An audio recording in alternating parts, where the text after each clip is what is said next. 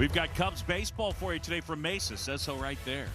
Welcome in Sloan Park as we get ready for the A's and the Cubs. Cubs 5-2-1 in Cactus League play so far. Tickets. A little bit of a breeze.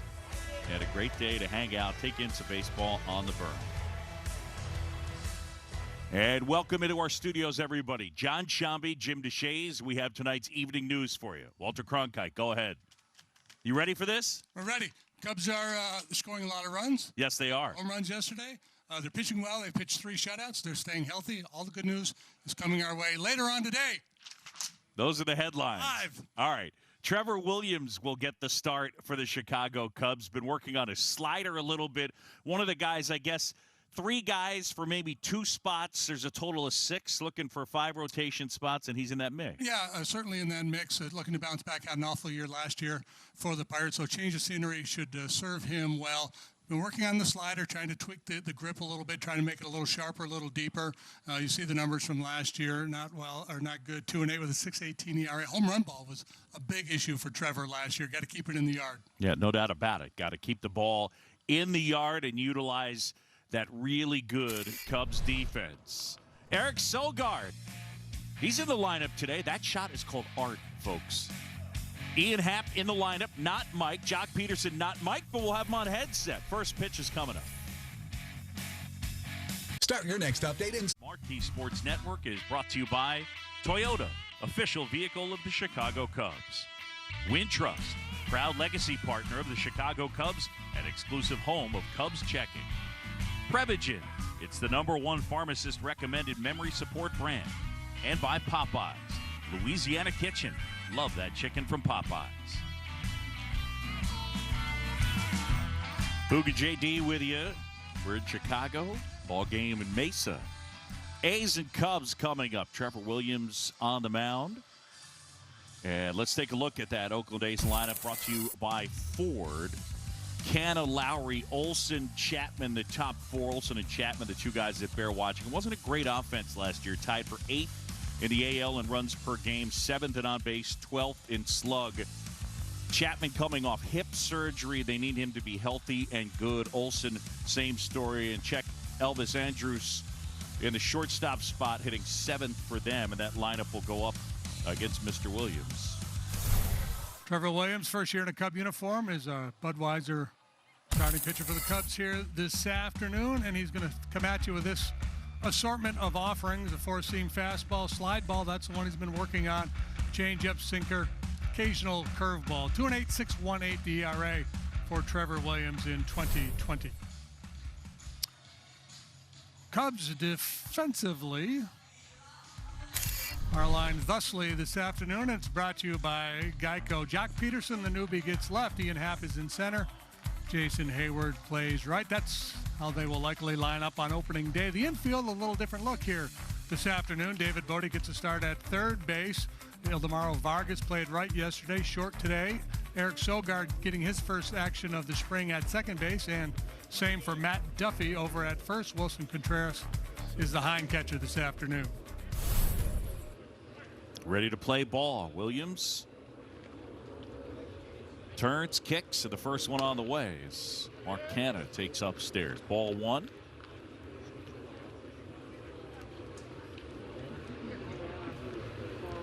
Canna has turned into a really nice player.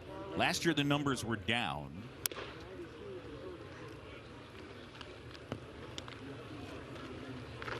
Guy that could play first base, all 3 outfield spots, and gives you pretty good defense. Has a little power. He'll take his walks, high on base percentage. There's a strike. Yet he's a Bay Area guy. Went to Cal, like Bob Melvin.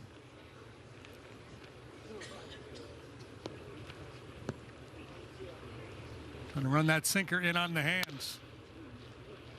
A little bit high. Ben May is our plate umpire, younger ump.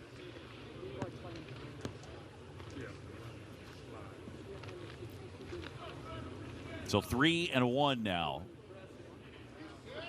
Williams back to work deals.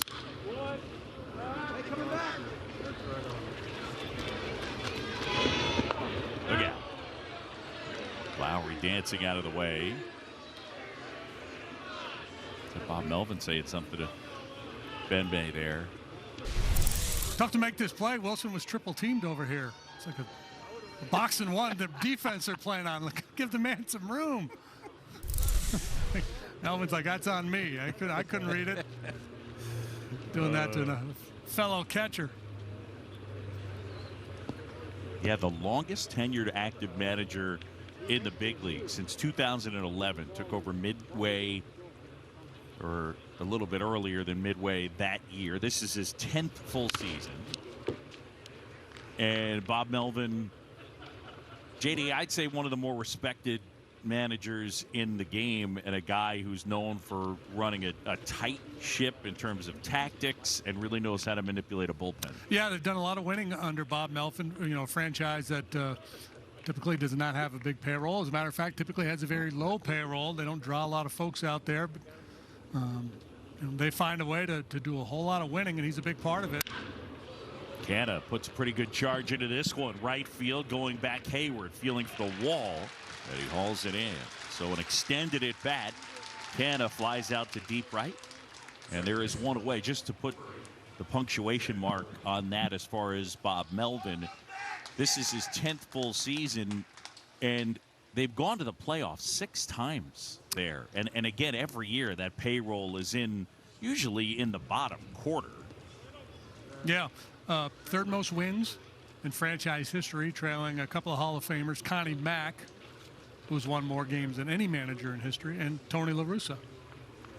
And now it's Jed Lowry as Williams misses outside. Lowry signed to a minor league deal. He's been with Oakland. This is now his 3rd time with the A's. JD, if you were to sum up, that big career with the Mets, just those 2 years and 9 games, how would you? Yeah, there's not a whole lot to say, is there? Yeah. Except for the Mets would love to have a do-over. Gets under this one, out to Happ. Puts the squeeze on that, and there's 2 away. All right, so let's talk a little Trevor Williams. What's your take on when it's good? What does he need to do to get back to that guy from 2018? Yeah, 2018 Trevor Williams had the 7th best ERA in the National League, 3.11. He's not a power guy, doesn't record a lot of strikeouts, so I think it's just about confidence and command. Chicken or the egg, which comes first, right? That's why I think change of scenery might serve him well. Just get into a different environment. Things have been rough for the Pirates the last couple of seasons plus. The MO over there for years was sinkers and attack, be aggressive. And there's a lot of guys who had a lot of success doing that, but sometimes maybe just get in with a different group and people who have seen you from the other side that might, maybe you need to elevate a little bit more. And the Cubs, obviously, we've talked about the slider. Maybe you need to tighten that pitch up and use it a little bit more. Just to kind of change the look. He's been in the league a little while now, so hitters have a pretty good book on him.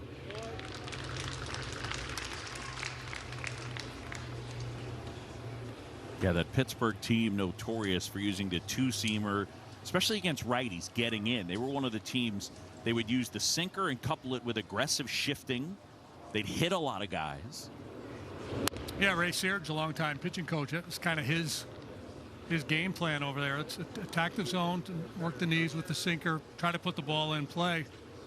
And when you're getting ground balls, that's fine. But when guys start to make adjustments and elevate on you, then you have to, in turn, make an adjustment. Wilson hammers that, but foul. Trevor last year allowed 15 home runs in 55 innings, 2.44 home runs per 9, the highest home run rate of any pitcher in Major League Baseball, with at least 50 innings pitched. So maybe too aggressive at times.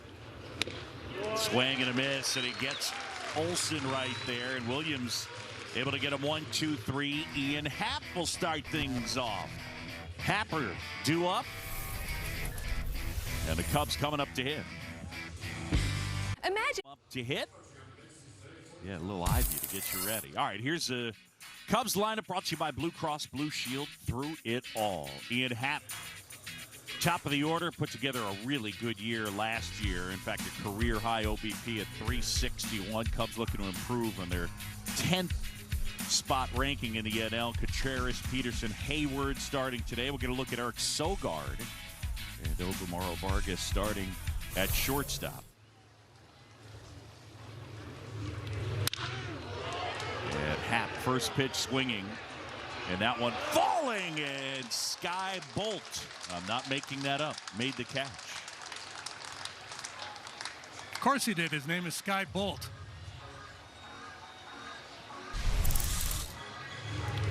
Ian Happ picked on the first pitch yesterday for a base hit. This time, Sky Bolt comes out of nowhere, flashing to make the play. Ian Happ with a first pitch hit yesterday, and he had 2 first pitch hits all of last year. It was just something that they didn't do a ton of. They had the second lowest first pitch swing percentage in the bigs.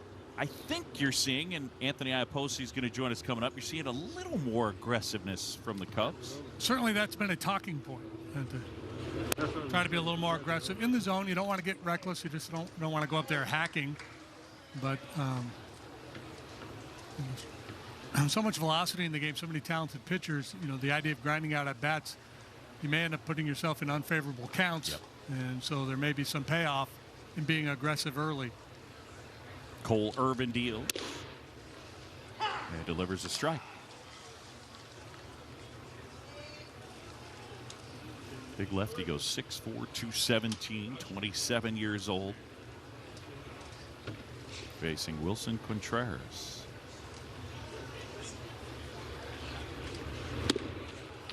Nice let up. Well, let's see what else he features, and it's brought to you by Budweiser. This Bud's for you. Starting pitcher for the A's, young lefty Cole Irvin.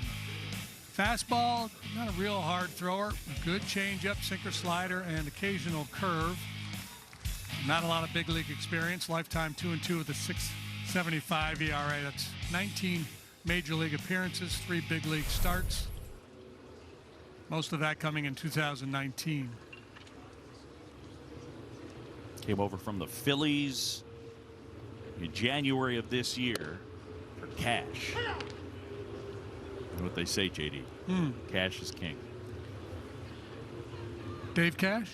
I love Dave Norm Cash. Cash? Kevin Cash? We could have a cash off right in here and now. But I already fired all my bullets. Yeah, you did. Dave Cash on those Phillies teams. Second The Cash baseman. Man, yeah. Mm-hmm. Here's Jock now. 2 down, bases empty. Just getting started in Mesa.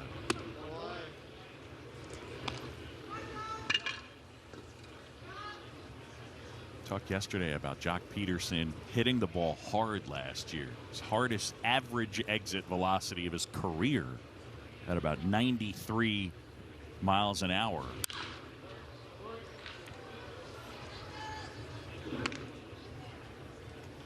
So a guy that hits the ball hard, had some bad BABIP last year, which is usually more luck related, or at least something that the analysts will look at as this guy probably will be better. And a swing and a miss. Cole Irvin, a pair of strikeouts, gets Contreras, gets Peterson, and the Cubs go in order. We head to the second from Mesa. 0-0. It is the top of the second. We are scoreless. Time now for our keys to the game, brought to you by your local Hyundai dealer. And Ernie Banks. Spring training means flowers, people coming outdoors, sunshine, optimism, and baseball. Spring training is a time to think about being young again. Chapman first pitch swinging. Duffy gives way to Sogard, who pulls it down.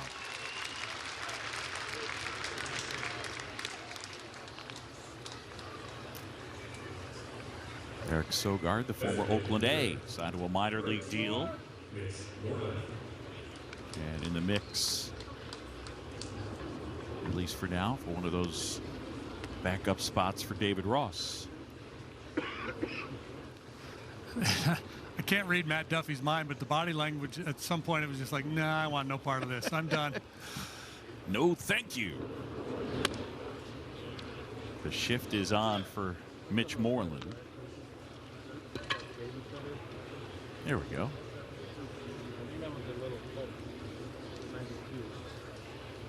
Moreland, who signed 1 year, $2.25 million deal.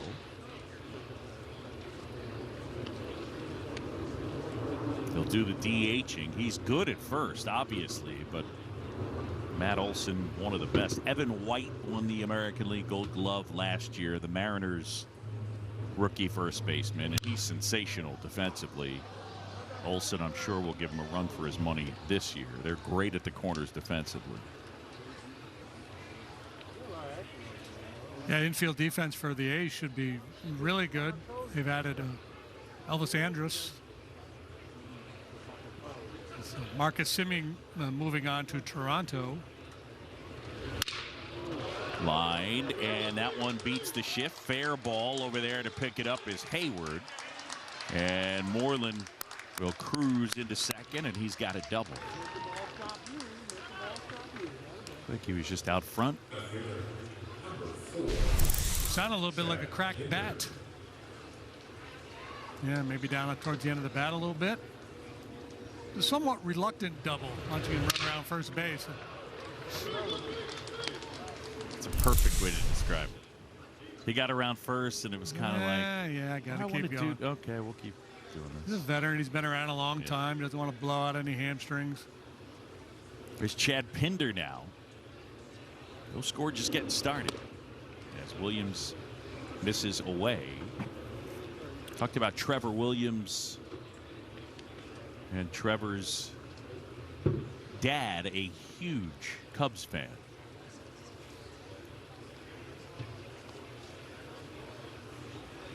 I think we got the shot. Did you see the pic of him in like the Cubs onesie? I've seen pics. I don't know if I saw that one. That was a heck of a slider, by the way. There he is. Oh, yeah. Yeah, there it is. There's Dad. In the blink of an eye, they grow up so fast. Yeah. Really cool. That's pretty awesome. Dad skipped school to see Ernie Banks hit his 500th home run. That's line, and that's a base hit out into left center field. Around third, and coming in to score is Mitch Moreland. Pinder replaces him. An RBI double, and it's 1-0 Oakland.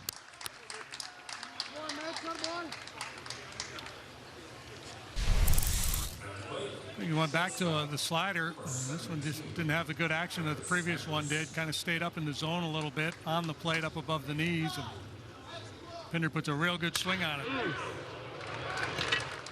If I'm understanding it correctly from what I've read, what he is working on is trying to get more bite from the slider laterally, more bite, I guess what would we say, horizontally away from the right-handed hitters, and that one didn't have that. And if what I said is not true, ignore all of it. Seems valid to me. And that's the beauty of the pitch lab with all the video technology that they have. I mean, they can go back, you know, and get instant feedback, pitch after pitch out there in the bullpen. Whether it's grip, release point, arm angle, whatever you're trying to make an adjustment with, they can break it down frame by frame. You think they'll ever have a broadcaster lab where they break us down like in super slow-mo? Gosh, I hope not. Me too.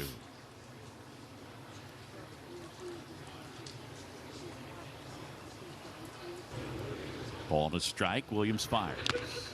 Trevor misses downstairs. Little tally marks go up on the screen with every misspeak. That's right. Every grammatical error. And Get put in like the penalty box. And you might get silenced for a minute and a half. Muted. Yeah. Man, it's second and one down. Boog Shambi, Jim DeShays. A's and Cubs on Marquee Sports Network. Did he go? Yes, he did. Do you know who's played the most games in Texas Rangers history? Is it this guy? No. Who is it? This guy is second, however. Adrian Beltre.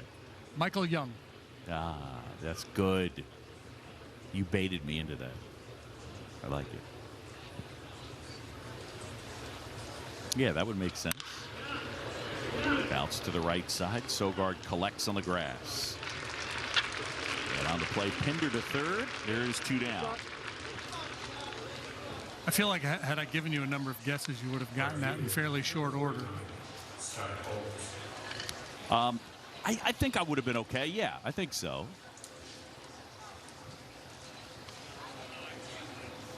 Are you like your baseball trivia strong? Are you the phone a friend for your friends who are baseball fans? I'll put it to you this way. If you hadn't asked me that on the spot and I really thought about it, I think I'm getting Michael Young there. Okay. I don't know whether I'm phone a friend guy.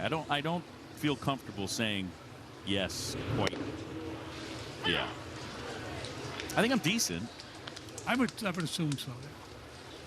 I feel that way. I feel like you are. We're going to find out as we go along this year.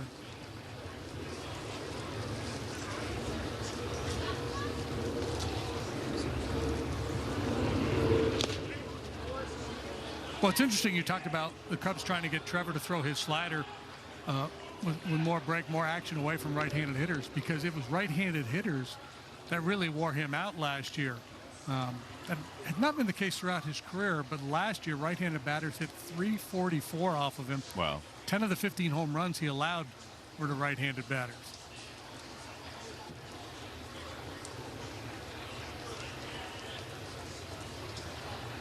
Sky Bolt, the right fielder. Here's what you were talking about.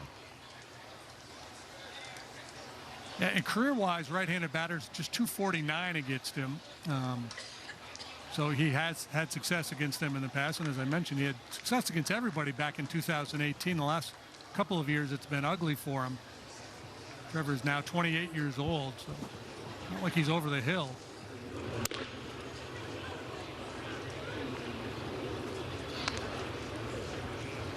Cubs signed him as a free agent, $2.5 million. A guy who was originally drafted by the Marlins.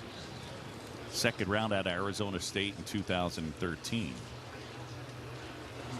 Went to the Pirates in a trade. That one in the dirt.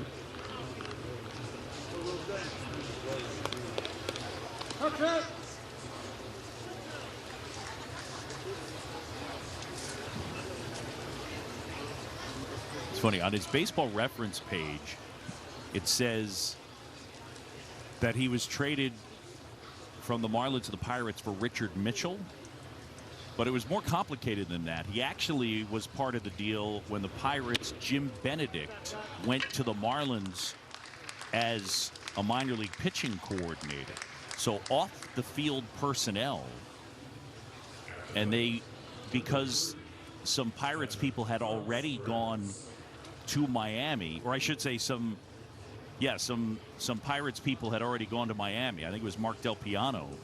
So they needed to get a player or some type of value for it. And so that was actually what ended up triggered happening. That trade. Yeah. Man at first and 2 down. First and third, we should say. That's to right. Hayward drifting back. And that is that. Coming up, guess what? We'll talk hitting. Cubs hitting coach Anthony Iapoce will join us. 91 City champs. Second from Mesa. A's lead at 1-0. Boog and JD. And delighted to welcome in Cubs hitting coach of the third base dugout, Anthony Iapoce. Post, what's up? What's up, fellas? Just getting some sun, watching a game. It's awesome to have fans out here. Such a huge difference. Even a little bit, right? I mean, even just a few, and it's just energizing, isn't it? Yeah, it's energizing. People are clapping. Players respond to it. They get to wave to the fans and interact with them, and it's it's something players missed, as well as the fans missed that interaction. Especially when you're at your home field and you know some of the fans by first names like some of our players do. So it's they're enjoying it. There we go, Jay. Down. Nice. Are you encouraging early swinging while you're on headset? Is that part of the game plan? Okay, so Yeah. So I asked the guys. I told them I was going to be on the second inning with Boog, and you know how everybody loves Boog. So I said we're going to do hit and run every swing to get off as fast as possible. So thanks. All right, just we'll see. We'll see. Line drives the other way to make the hitting coach look good. No, it doesn't matter. Just get hits and runs and win games. Oh, that boy, David. See, they're following the program. We had him on yesterday, and he was talking. We basically were just talking about hitting and the mental approach, and just like follow up on this, the mental approach of staying in process versus results. It's one of the things that's really hard as a hitter, right? To just focus on hitting the ball hard, having good process, good at bat, and the results will take care of themselves. It's not easy. Yeah.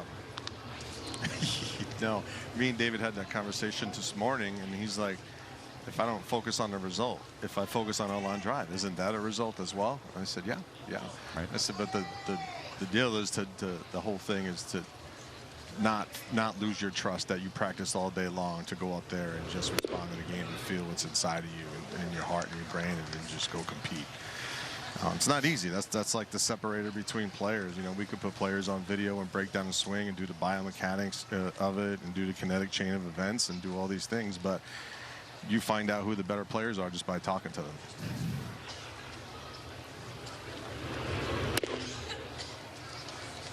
But everything's mental, right? Everything you do is mental. You have to have a thought before you start to practice or before you swing. So it's a total combination of swing and mental, how you feel about yourself, self-awareness that makes you improve faster. That's a strike, says Ben May. So how much post with all the velocity that's in the game now? That was a ball. With all the velocity in the game now, how much has the approach to hitting changed, or does it? I mean, I know Rossi's talked about trying to train differently, but how about the approach? Is it more of a guessing game than it used to be? I don't think so. I think the game is still the same. Guys are preparing. Maybe a little different, not necessarily different over the last few years, but definitely adding a little bit more velo machine from guys, from more than I've seen from guys in the past. But you know, it's scary. First of all, it's scary to step in a batter's box. You know, even before this velo entourage started happening. So you have to train your mind to hang in there. And that's the challenging thing with trying to go the other way when the velocity is so high and you actually get a strike in the zone and you end up being late on it because you're going the other way. So I think more guys are prone to really anticipate out in front with the velocity, because then it's hard to protect, 95 to 100 with the off speed. So guys are finding ways to combat it, different styles, whether it's maybe your stance or your approach or how you're training. I think velo entourage. And then also that's a good velo entourage. Yeah, it's a T-shirt. Velo entourage. Yeah, Joe Obvious. Yeah. Also velocity at the top of the zone. When Ben Zobrist was here, AXO, in the last 10 years, what has changed? So this was in 19, and he said just in the last 3 years, if you have trouble with the high fastball, you're not going to hang around that much longer. And that's how much he's seen it in the last 3 years. Yep. So. Yeah, there's no question. It's the velo up. Real quick, I'm going to take a totally sharp right turn. 91 McClancy Crusaders City champs. Can't take it away from you. What do you remember? I remember the dog pile at Yankee Stadium, running from center field to jump on the I think I ran a 5.960 from center field to the mound to dog pile. 1991 Monsignor McClancy Crusaders, New York City champs. So yes, there's the dog pile. So we're showing the dog pile. It's a little blurry. Empty Yankee Stadium. Nice. Yes. Yeah. That looks like a road game of That's still Twister. one of the best moments. Yeah, it does. It looks like a bad game of Twister right there. It's like the lowest dog pile ever, man. You guys got flat. Well, we only had 11 guys on the team. So that's the crazy. Hayward around third and in to score. And Sogard with the knock. All right, finish what you were saying. Oh, that's great. So we only had 11 guys on the team. Are you serious? You only had 11 guys on the team? Yeah. We had a bunch of guys quit because they weren't going to play, and we were a tight-knit group because we had to be. We only had 11 guys. There he is, and I just. It only takes. We just flashed the McClancy T-shirt picture. Yeah, man. I wear that every opening day. First of the month, I make sure that I wear that to the stadium. Is just a kind of reminder, because we have a tendency to get caught in the season and kind of forget these certain moments that are huge in our life, whether it's high school, college, or minor league. So you see that T-shirt on, you're like, oh, it's gonna be a good day. At least it feels that way. Love it. So, into center, Canna back. He's gonna tag here. Bowie tags. Vargas gave that one a ride. Yesterday when I was with Demp, I went over, and this is about approach, but so I have a list here of fastball usage by count starting in 2008 through 2020. And how much I know where you're going. declined. I know where you're going. It's crazy. It is awful. Like pick a count. Pick a count. I mean, everybody gets. No, I'm not. You don't want to do it because it makes you sad. It's too hard. I'm not saying to guess. I'll just tell you what it is. Go ahead. Well, so like, I mean, 0-0 fastballs in 2008. First pitch fastballs were 64.3%. Last year, 54.7%. It's basically dropped almost 10 percentage points. Oh boy. Yeah. Saw it off. You know who loves that? Tommy Hotovy. You guys talk to Hotovy? Talk to Hotovy about that. And tell Dempster he's got 2 mopeds, bicycles outside the players' locker room. He needs to send us the key so I go for a ride. All right. Well, anything else you'd like to tell the people? Scribble these notes down. We're scribbling them down. So, scribble it down and tell them to put that fastball count, make the percentages go up, please, so players can hit that. We'll try and get that going. All right, bro. Thanks. Thanks, Bose. Can't take it away. Top of the third.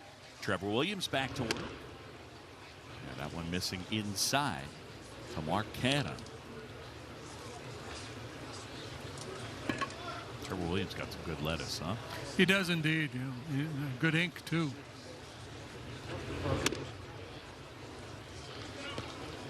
I pitched collegiately at Arizona State.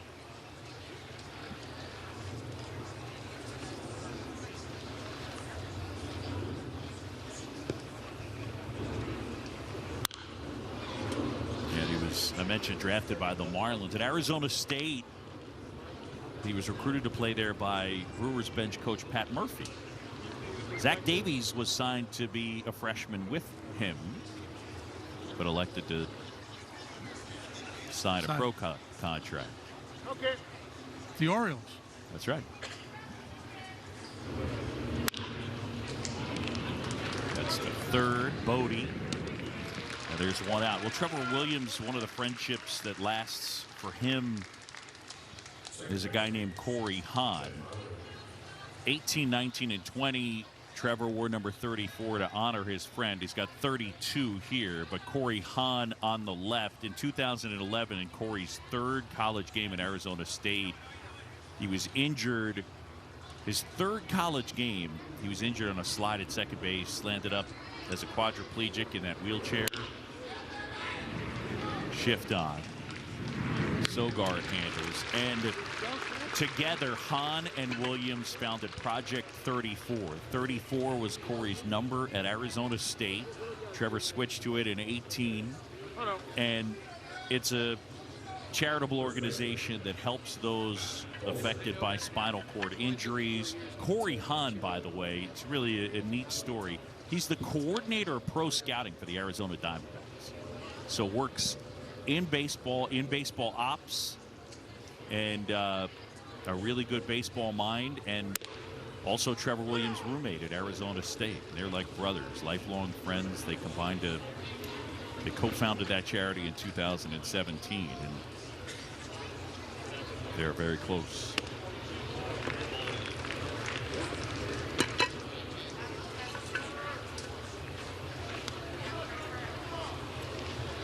Olsen, who struck out his first time.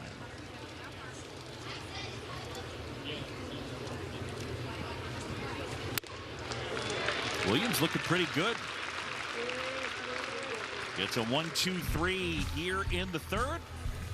Midway in inning number 3. 1-1.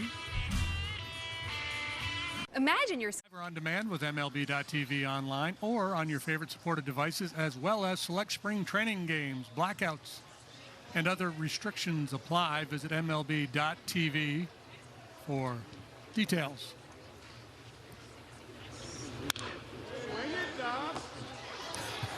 There's nothing. I swear, you could just cut together dugout. Mm-hmm. So he hacks right there, and whoever it is in the Cubs dugout, swing it, Duff. That's the first thing you hear. Attaboy. Yeah. Attaboy. And then you hear the basic ones, and then over the top you'll hear some just totally random ones. It's interesting that you bring it up, because when I was a player, I started doing that, putting just random words together and yelling them out loud to see if anybody like in the dugout around me would react. And no, it was just noise. You know, I'd say, yeah, you know, popcorn cheese. You know, nobody'd say anything. Nobody like, what are you talking about? Right. Popcorn. Just, yeah. You know. Glue feather. Pete Cosma, former Cardinal. Check your card. At Jed Lowry's first action of the spring, so in and out for him here today. If Jed Lowry's healthy, it seems like there's a pretty good chance he could be their guy at second. We'll see. You got Tony Kemp as well.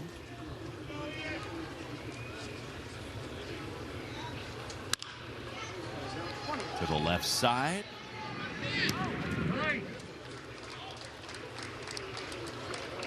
Chapman and Olsen, those two at the corners. Chapman's a guy who plays a super deep third base and has just a cannon for an arm.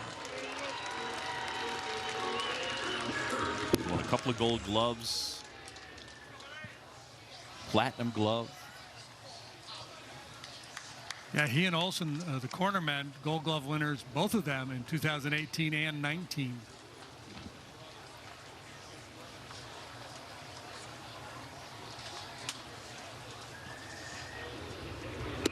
We talked recently about if we were talking, okay, who've been the best defenders in the game, say the last 3 years. Okay, so by that metric, it's Matt Chapman, but I mean, those are the guys you'd think of, right? Those are three of them that you, if I said, let's come up with the 10 best defenders the last 3 years. Those three, right? Betts. Yeah, sure. Baez would be in there. Yeah, I'd put Avi in there. Arenado. Lindor, Arenado for sure. Jason Hayward. Yep. If not in the top 10, would probably be in the, you know, just down a notch or two. Chapman's glove looks small, didn't it?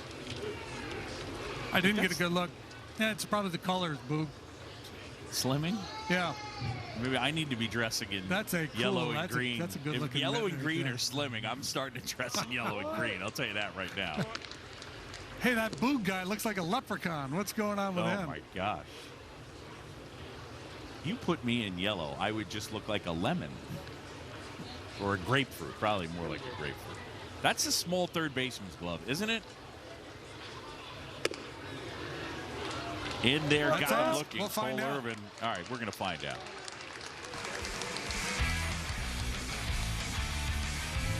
We're going to have fans in the stands this year. We're excited. And Cubs tied at 1. And we welcome you into our studios. And time now to interrupt our nightly news broadcast. John Shambi, Jim DeShays, and the Cubs president of business operations, Crane Kenny, joins us. How are you, sir?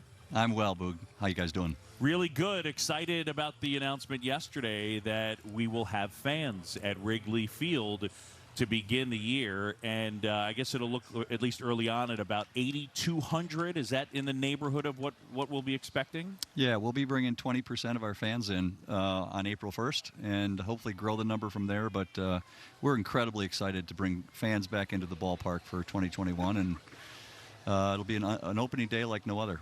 And fans obviously are going to need to inform themselves. I guess the first thing is protocols. When you're in the ballpark, what you need to know ahead of time. You got to go to Cubs.com to find out what you can expect in terms of cashless in the stands, ticket entry, etc. That's the big thing, right? So you educate yourself, go to Cubs.com. Yeah, we're urging all of our fans that are coming to the ballpark to spend a little bit of time on the website. As I was saying earlier this morning, our protocols at Wrigley Field haven't changed much over the 100 years we've played baseball at Wrigley in terms of getting folks in and out. But this year it'll be entirely different from the way you come into the ballpark, what has to happen before you get to your seat, how you buy your concessions, how you use the vendor program that we've had so much success with at Wrigley Field, to how you exit and which restrooms are available to you and which concessions and retail stores are available to you. We've carved the ballpark up into 20 different zones, and so your zone, where your seat is, will determine which zone you use for restrooms and concessions and retail. So urging everyone, go to the website, familiarize yourself with the protocols, and then we'll have a heck of a time at the ballpark. And obviously, special thanks to Mayor Lightfoot and Governor Pritzker for making this possible. And obviously, I know you wanted to say thanks to them. Yeah, 100%. Our plan goes nowhere without the support of our city and the state. That's scorched. That was it. Yeah, and so we can't say thank you enough to Mayor Lightfoot, Governor Pritzker, Dr. Ezike, Dr. Arwadi, the medical professionals that work for the city and state, and they've been great partners through this whole journey, and we're really happy to be where we are right now. And today, you being in here, it is worth noting to the fans out there, today is the first day that you can go online to register. So for a chance to get your hands on tickets, is that correct? Yeah, so today for our first homestand and through the 19th of March, fans can register to have a chance to buy tickets, and we'll do this kind of homestand by homestand. So if anyone wants to come to the game, get on Cubs.com, put your name in, and hopefully you'll be one of the folks joining us on April 1st. Yeah, obviously, Crane, the numbers have been coming down everywhere, including here in Chicago and Illinois. But if you were to handicap, let's say a month ago, the chance that you would have people in the ballpark on opening day, what kind of odds would you have given it? Yeah, maybe a month ago 50-50, but I'd say 2 months ago, maybe 10%. We've been fortunate, and again, great leadership from our city, great leadership from the state, and let's give credit where it belongs, to the people in our community who've been following the protocols, wearing masks, being socially distant, staying home when they don't feel well, the numbers have come down so dramatically in the last 2 months. It's made this opportunity possible. The other component as well is that so far at Sloan Park it's gone well, right, in terms of executing a plan to have fans socially distanced, whether it's the circles and the pods or people masked up in the stands. Yeah, we knew spring training would give us a little bit of a test case. Obviously a smaller ballpark, but as you can see when you look at the berm as you're showing today, folks do stay in their spots. Largely, folks are wearing their masks and observing all the protocols when they're in the concourse and coming in and out of the ballpark. So, yeah, our fans are terrific. They know it's a privilege to come to the ballpark during a pandemic, and they're following the rules. What is the thought as far as actually entering Wrigley Field during this season? That's one area where people could potentially be on top of one another. So how does that get executed? Yeah, so each of our tickets will have an entry time. What we're asking our fans is if, for instance, a 1:20 start, your entry time might say 12:30 to 12:45, and everyone will have that printed on their ticket. Again, their tickets will be digital, so it'll be on your phone. And we're asking folks to use specific entrances. And then when they get to the entrance, they'll see we have a new partner, Evolve Technology, which will allow you to come into the ballpark without having to disgorge your keys and your phone and your wallet, the things that you would typically do at a magnetometer. It also allows you to come in more than one at a time. So typically you see you have to single file get through the magnetometer. Now you'll be able to walk 2 or 3 abreast to come in. And so with all of those procedures, we think it'll eliminate the big crowds that we typically see at the gates coming in. And I'm not the brightest light in the Christmas tree, but I'll just take a shot at it. This is something that post-COVID, I'm guessing, could be utilized to efficiently get fans into the ballpark as well, right? Yeah, I think some of these things we'll keep in place. Certainly the Evolve technology, which we have at Sloan Park, and Boy, it's really incredible. Yeah, that'll alleviate some of those big crowds. And, you know, typically our fans come to the game right around opening pitch, first pitch. And so there are usual crowds, you know, especially at the main gate. We think this will alleviate a lot of the crowds we see going forward. So there's a little bit of a silver lining to some of the things we've been forced to do to address COVID. JD, do you want to ask him for tickets, or should I? Well, I was going to ask him how many text messages he got and how the email, how it's blowing up. Yeah, yeah. There's a lot of interest in our tickets. I think you guys said this in one of our broadcasts, but I'll just repeat it. You know, our spring training tickets went on sale again. We got about 25% of the ballpark full in Arizona, and those tickets sold out in 30 minutes. So we think there'll be a lot of interest in coming to Wrigley Field this year. Today is your first chance to register for a chance to get Cubs tickets. Cubs.com. Inform yourself on protocols. Crane Kenny, President of Business Operations. Thanks for stopping by, Crane. Thanks, guys.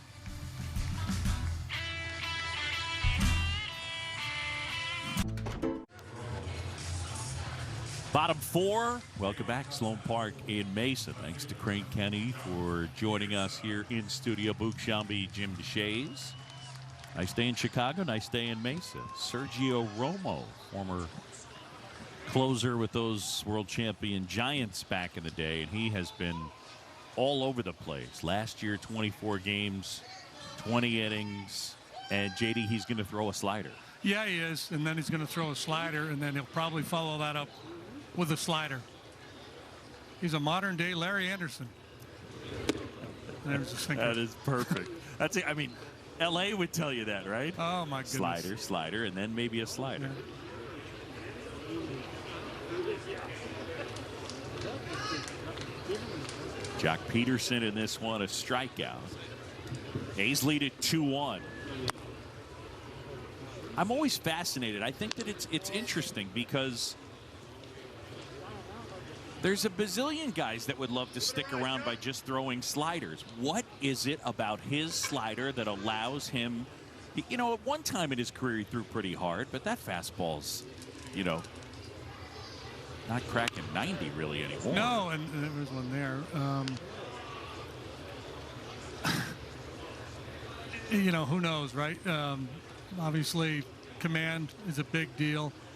Not panicking under duress, pitching in high leverage situations, the ability to go soft and stay on the corners and not try to overthrow. Yes. You don't make mistakes. Don't walk people. Yep. It becomes a percentage game. Keep it in the yard and you don't walk people, you've got a fighting chance. Peterson hits that pretty hard. Canna going back near the wall, looking out of here. Nice grab. A souvenir as Jock hits his third homer of the spring, and we are tied up. There's that old Giant-Dodger rivalry coming to life here in Mesa. That's right. The former Dodger picks on the former Giant in a big way. So he's talked about keeping it in the yard. Romo not able to do it here. Peterson takes the merry trot again. A change-up or maybe a two-seamer trying to run down and away. And we've talked a lot about Peterson here in the early going about his ability to hit elevated fastballs, but he's really good just on fastballs, period. Sinkers, does a lot of damage. You can get that low ball in the air, and there's a heck of a play. Yes, sir, you deserve. Trot around your pod. Kept his beard, too. Yeah. There's a strike to Hayward.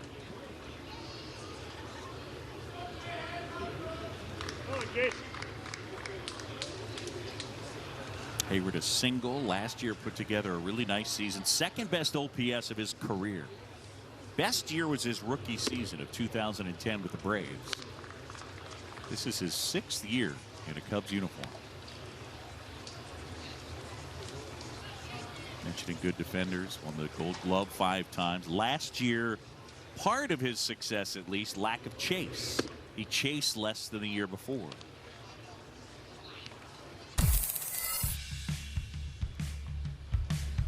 Yeah, high on base percentage last year. Did a little more slugging too. So the OPS, the best he's put up in a Cub uniform. If you're wondering, by the way, OPS is on base plus slugging It's just the two stats combined. It's kind of down and dirty. But it is proven that those are the two statistics that correlate the most with run scoring. On base in nerd world is really weighted about 2.5 times more than slug.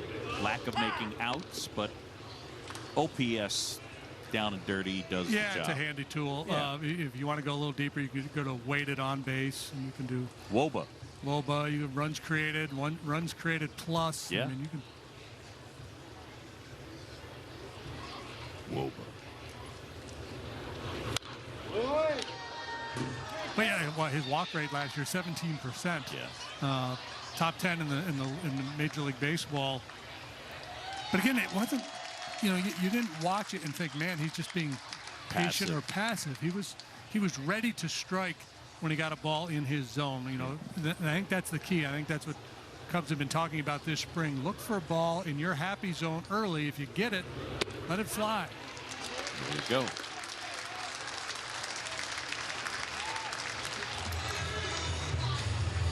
Commemorate your fandom with an engraved brick and be part of the legacy of Wrigley Field. Packages include an installed brick, a certificate of recognition, and a replica brick delivered to your home right through the picture window or office. Purchase now at WrigleyFieldBrickPavers.com. Here's Bodie. Nobody out man at first. You could make a brick for you, or we could make a brick, right? Look at that. Yeah. Caden came up with that. Caden's got a podcast, by the way. Oh, yeah? Yeah. Have you listened to it? Yeah. Been on it? Yeah. To wow him? I mean, Dazzle him? He's fair to middling. He was really good.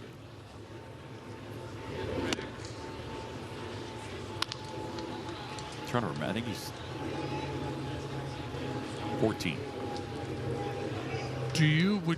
What's the over under if I were to ask you how many podcasts you did during the pandemic?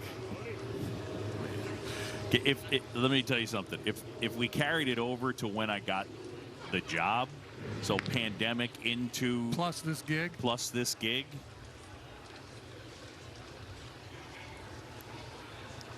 I think I'm close to triple digits.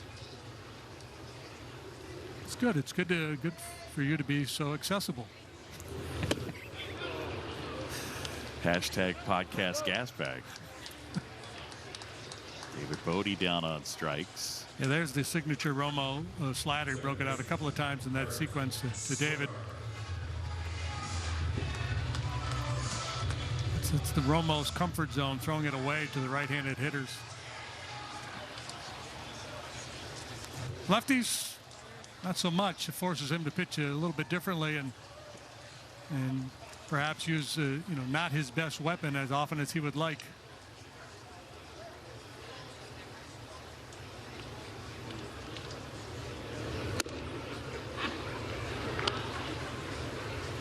Eric Sogard, an RBI single his first time. And they're at second base today. Guy was originally drafted by the Padres, second rounder in 07, but he debuted with the A's and played parts of 6 seasons with Oakland. Popped up left side, Chapman on the dirt.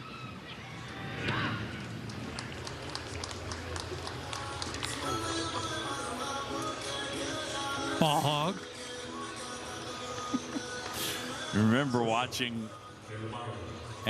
Andrews and Beltre and the dance that they would do. That was about as fun and funny as it gets. I like it. Yeah, they had a lot of fun. Not having a whole lot of fun in Arlington these days. Not last year. I don't think they will this year either.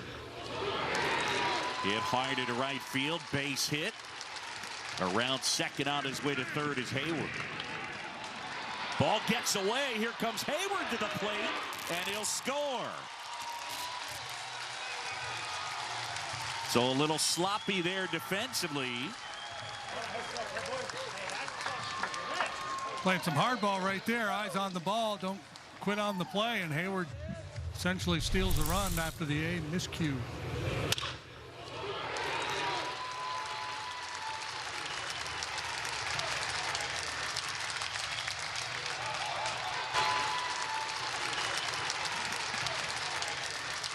Peeking back over his shoulder, eyes on the ball, sees the kick loose, and off he goes.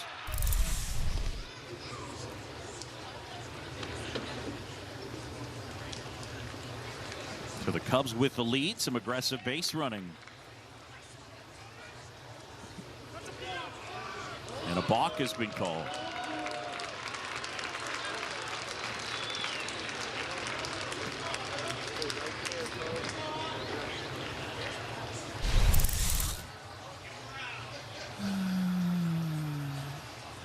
Bit of a rocket, boy. I hate that call. You're gonna learn that about me, Boog. I'm right there I'm with you. anti-balk.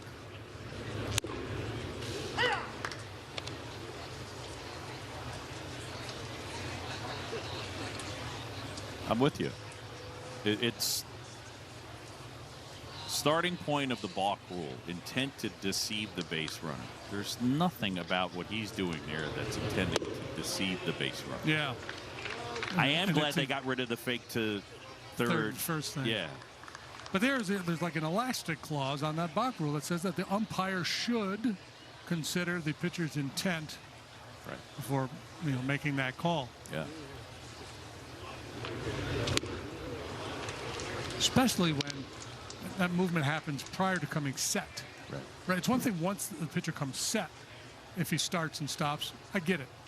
But peering in for a sign, a little rock of the shoulders, whatever it is, shouldn't be a balk.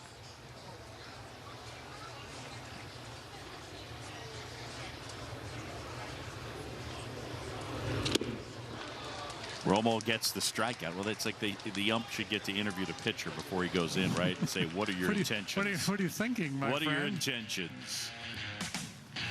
I mean, it's like right now. Am I hungry or am I not hungry? I didn't mean it. I didn't mean it. I'm hungry. MarqueeSportsNetwork.com to learn how Mr. Personality, Trevor Williams, is using the pitch lab to find success on the mound. Our Cubs news and feature stories are presented by Jeff Vukovich, your local Nationwide insurance agent. Visit jeffvuk.com. Nationwide is on your side. New pitcher, Jonathan Holder. Early right-hander was a Yankee last year. He was a Yankee previous 4 seasons as well. 21 2/3 and an ERA just below 5 for the Bronx Bombers.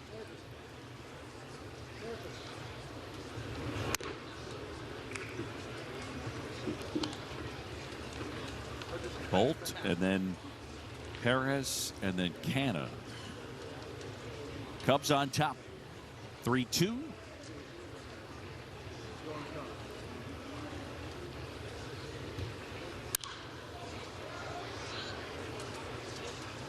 That conversation we were having with Anthony Iapoce about fastballs in certain counts and how it just continues to decline, and it's one of the things. It's so hard to hit right now, because most of these guys get here because they can hit a fastball, and now they throw harder than ever, but fewer fastballs than ever. That's why I asked him if it was becoming more of a guessing game now than it used to be, and he would not concede that point. He didn't think so. Do you think it is? I think it's probably specific to the individual hitters. I think it would almost have to be, right? Especially because there's so much information about what guys do in certain counts. So if I'm a hitter and I know that pitcher X throws his changeup 54% of the time on 2-2, I might be willing to kind of stay back and. But again, you're looking at an 071 lifetime hitter here. So, right. Talking with Dale Swaim a couple of springs ago, fine hitting coach of the Kansas City Royals, said, I'm going to encourage my guys to go up and look first pitch breaking ball more than ever before. Go up there and sit on a curveball. Foul ground, that'll get out of play. I remember talking to Dale Swaim during those Royals runs, I guess in 14, and he's one of the first guys. Then I remember him saying, "There's no such thing as a fastball count anymore." Yeah. And now you really have to say there's not 3-0 is the fastball count. Yeah, and even then, depending on who the hitter is, if you're a dangerous hitter, depending on the game situation, you might not get a 3-0 hitter.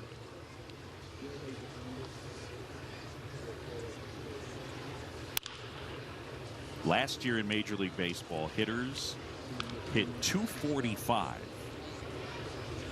And it's the lowest batting average since 1972 when they hit 244. The next year they instituted the DH.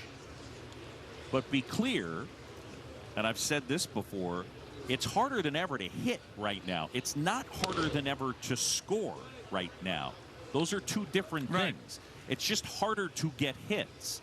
It's why the home run ball as part of the equation is not just some brain dead hacking thing. It is the most efficient way to score. Yeah, and that's why you're seeing so many walks, so many strikeouts, so many strikeouts. Like, look at this. Last year, there were 1,147 more strikeouts than hits. The year before, only 784. 2020, there were 37% of the games that there were in 2019. That's how much it exploded last year in terms of strikeout. It had never happened prior to 18. More strikeouts than hits in a season. And shifting is part of that for sure. Especially you look at the batting average for left-handed hitters. On pulled ground balls, you're done. And we say it here. Comes out there. Yeah, that's it.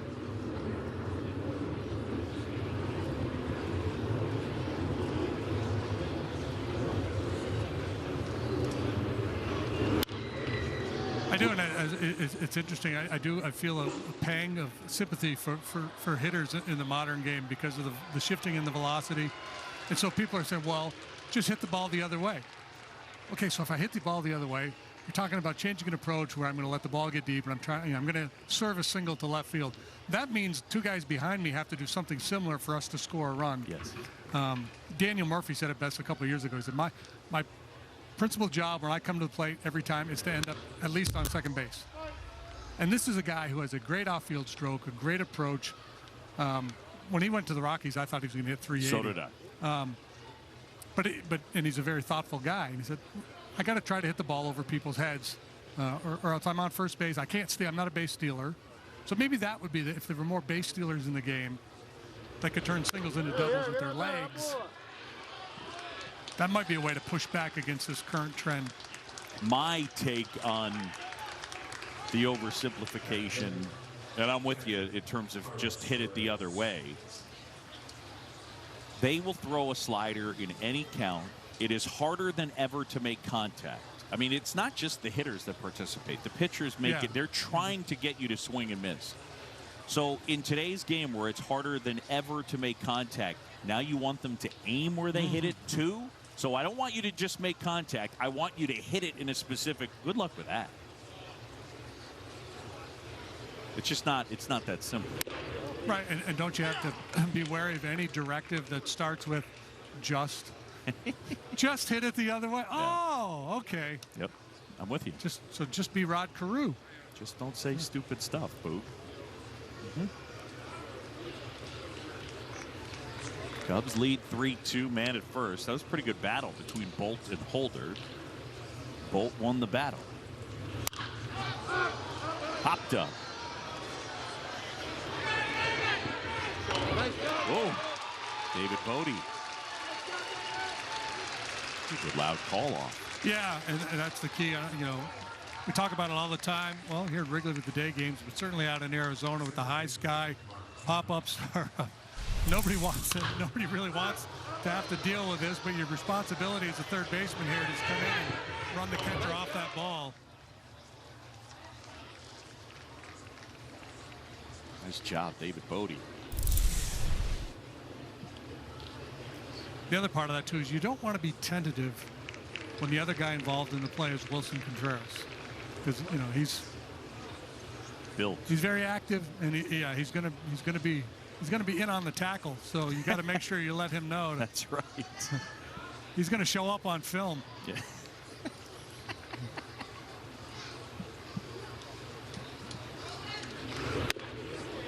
Canna now breaking ball for a strike. Mark Canna starting at center today. Likely their everyday center fielder will be Ramon Laureano. Canna with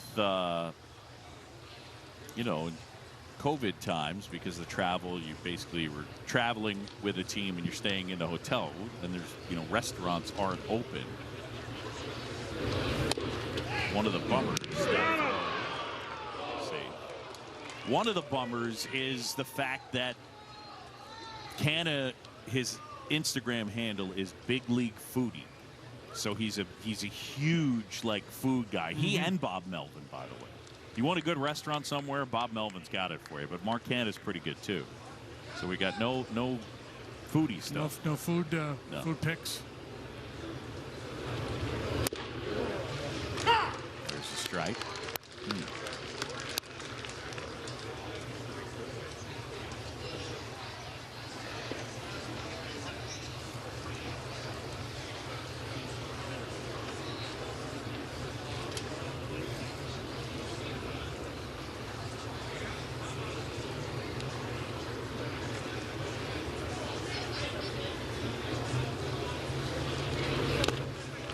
Nice stop. A member of our crew suggested, and I won't mention him, that his nickname should be Corn. Canna Corn. Gosh.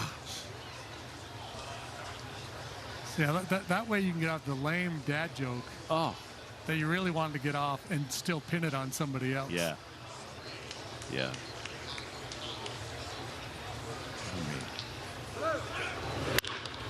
Mind, that's a base hit. Bolt was on the move, and he's headed to third, and he makes it. So they're at the corners. Corn with a single to left, and there's one out. He's making some real solid contact here the last couple innings. They had really good swings against Kimbrel, and now Holder misses his spot trying to go down and away. It drifts up and in. You take a look at that pitch in isolation, you think that's a pretty good pitch. In on the hands with a little something on it, action up. But Canna showing a quick bat, delivering that line drive single, and there you see Sky Bolt doing what Sky Bolt does.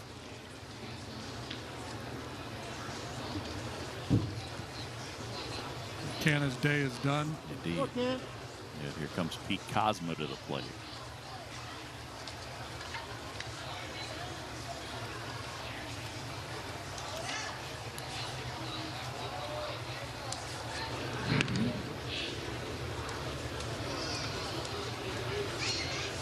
Buddy Reed running over there at first.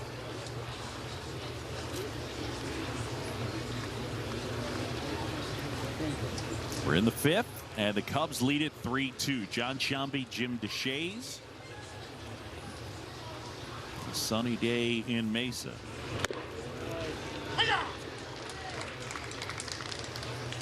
Holder, like Williams, the starter, trying to get back to his form a couple of years ago. 2018 was his best year with the Yankees. He pitched 60 times and posted a 3.14 ERA.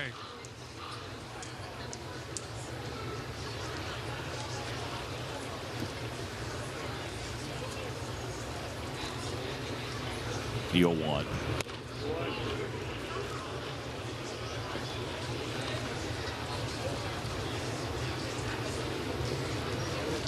Bullpen will be a little different than the rotation in terms of there'll be some stuff down there, more swing and miss.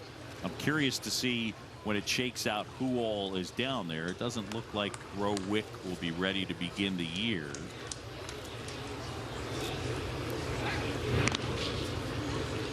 Yeah, I think you've got guys with options. You've got guys, non-roster invitees in camp. I mean, I think there's some flexibility. So you come into camp maybe with a perceived notion of who you think is going to be out there, but there could be 2 or 3 surprises in the mix when camp breaks. Tommy Hotovy on the right next to David Ross.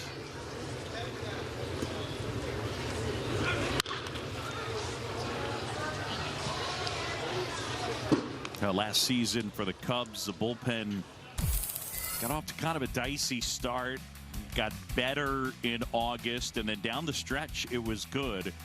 And look, let's be clear, in 2021, if your bullpen isn't good, it's really hard, right? I mean, it's going to be really challenging because you're not going to be able to run your starters out there for 7 innings at a clip. Yeah, you're going to need depth. You're going to need guys at the alternate site or ultimately in AAA.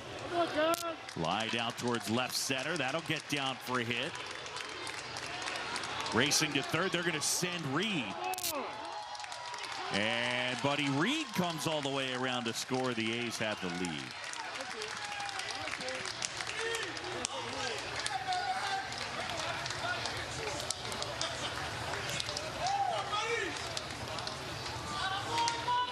Good aggressive send there at third base as Buddy Reed nears third. He gets the green light with his throw coming into second base. The fact that the Blitz had a shot at the back runner kind of freed up Reed to try to score on this play. Well, one gets to jog home, and then two comes sprinting home as that throw went into second base. David Ross out to the mound. Jonathan Holder's afternoon is over, and we have a pitching change. A's lead it by a run. On Marquee Sports Network is brought to you by Blue Cross Blue Shield. Through it all. By the Ford F-150. Visit your local Ford dealer today. By Menards. Save big money at Menards. And by Budweiser. This Bud's for you. I like that pick right there. That's pretty good. Here's my buddy. Michael Rucker will take over.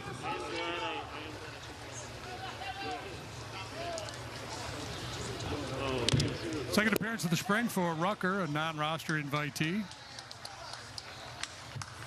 I don't know whether they'll go pass ball or a wild pitch. We'll see. Take a look here. Okay, let's break this down. What do you think? Break it down. Kind of overcooked. That's a pass ball. Yeah, it is.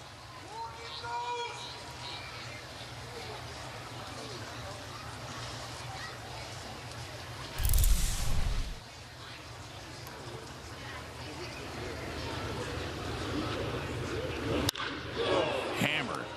Right field. Hayward got turned around. It was over his head. And in to score is Cosma. Olsen with a bullet. And it's now 5-3. Yeah, the bat was dragging. First couple appearances for Olsen today. Struck out both times. Looked like he was swinging underwater, but he got every bit of this one. Just scorches this ball to right. A little cutter from Rucker. Jay, man. Lucky it didn't hit him on top of the head. I mean, that smoked. So one down man at second after the Olsen knock. Chapman, first pitch swinging. And Happ is able to collect that one.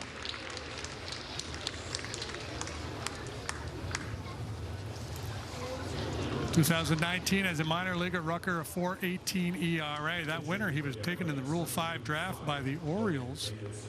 Returned to the Cubs last spring. Solid numbers throughout his minor league career. Drafted in the 11th round out of BYU. It was in 2016. Looks like Logan Davidson is going to hit here.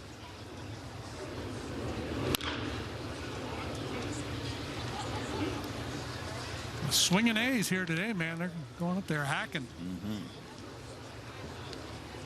Been to the playoffs each of the last 3 years. Last year, beat the White Sox in the wild card series and then lost to the Astros in the division series.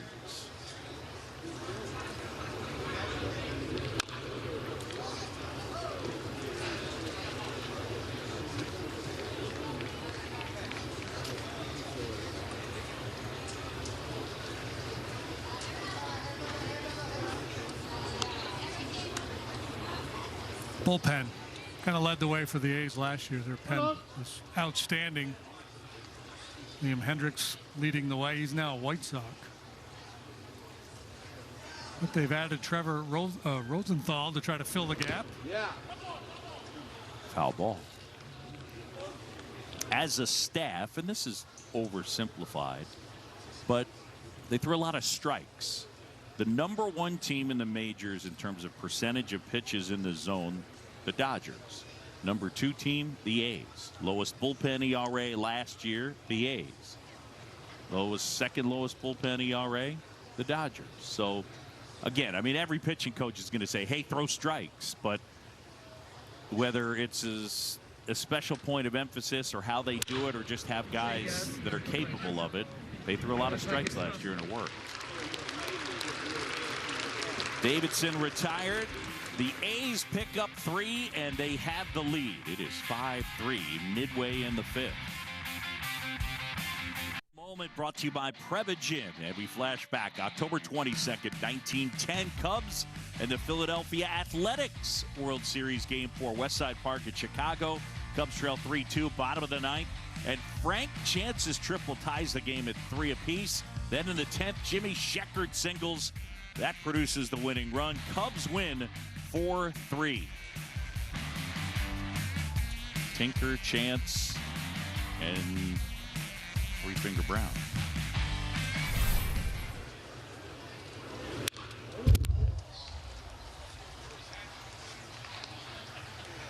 Hall of Famers featured prominently in that series. Tinker, Evers, and Chance able to double play combination. But I want to focus on Joe Tinker's face. Who you got there? Celebrity look-alike. Bing Crosby? Johnny Evers is a little bit like a Scarecrow from Wizard of Oz. Yes. I've got Nick Cage with Joe Tinker. I'm seeing a little Nicolas Cage in there. If they ever make the Joe Tinker movie,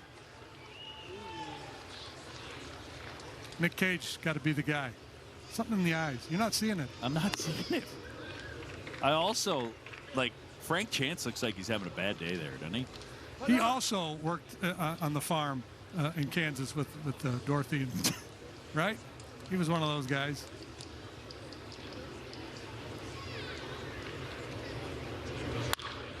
Home Run Baker was on the A's back then. Frank Home Run Baker led the league in home runs 4 consecutive seasons. That's why he got the nickname Home Run Baker. He had 11 one year, 10 the next year, 12 the year after that, 12. and 9 the following year. Each of those home run totals good enough to lead the American League. 1911 through 1914. Dead ball era, pre-1920. 9 times. Birch Smith gets Duffy. There's a strikeout. One away. I don't remember Ferris being sick for school 9. Because he wasn't sick. He was skipping school, Mrs. Bueller. Here are the changes. Reed takes over in center. Thomas in left. Herrera. And then Cosma continues in there.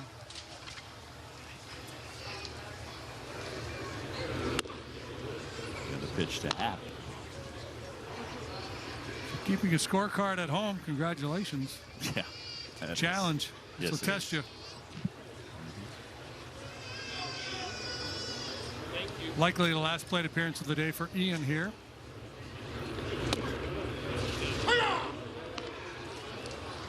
I did a charity thing with a handful of umpires. One of the questions I asked them, how do you come up with your called strike call? Because they're all distinctive. Ben Mays got a little hee-ah. And I think it was Dan Iasonia confessed that I said, well, what if you were to slowly enunciate your strike call, what would it be? And he said, it's more like here, right? Yeah. It's But it's hard to. But Ben Mays got some hee-ah. Back in the day, you may recall Frank Pulley. Sure. Longtime National League ump. Frank had more of a just a. It's like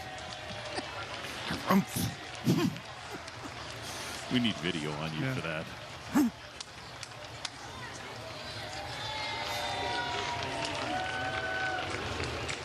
Birch Smith back to work, 1-2. Hap stayed on that very nicely. And then it gets away. Hap to second, throw. And Ian is in there. Good base running. Hangs on to the base. So it'll go single, and I'm not sure E8 or E9. E someone. And second time today the Cubs have been able to take advantage of a misplay by the A's to grab an extra base. Jason Hayward scored. Ball that got loose in the infield, and now Reed in it when he didn't really need to be.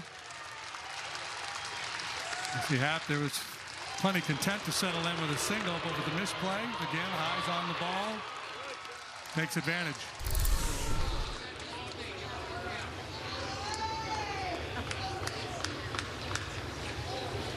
A's lead at 5-3, but a man into scoring position for Wilson Contreras.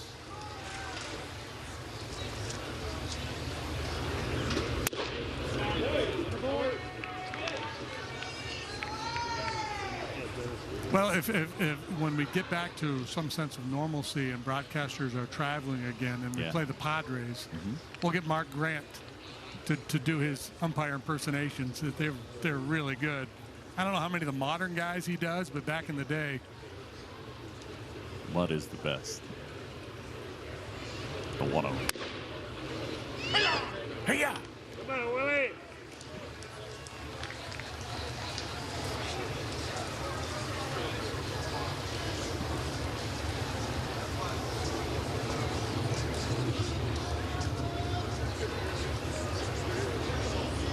Contreras 0 for 2. Stayed back, ripped that to right, and that's going to fall for a hit. Hap holding on. They're at the corners. And you know what, JD? I'm going to break out my first nice piece of hitting of the spring. Indeed. Speaking of hitting, this home run replay brought to you by Toyota, official vehicle of the Chicago Cubs. Jock. That guy. Yeah, what's more impressive, the swing of the catch, both worthy of a replay. Third one of the spring for Jock Peterson.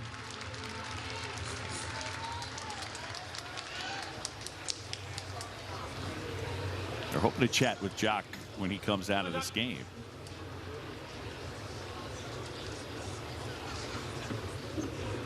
That is hammered.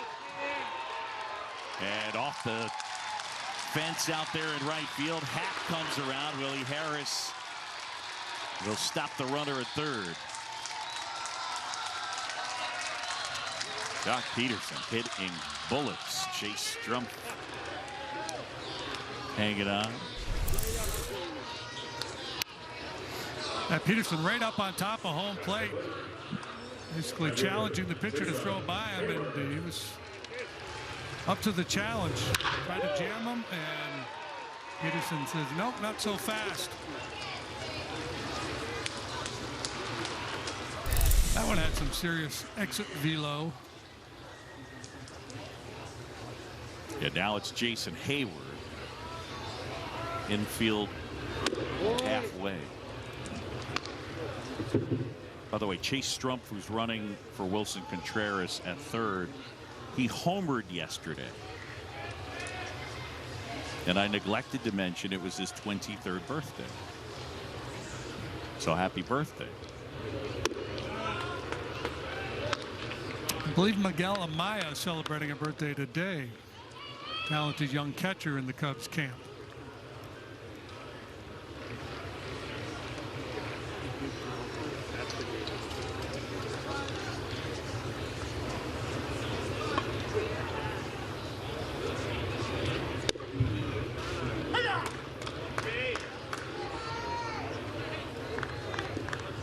Just enjoying me some Ben May. That's all.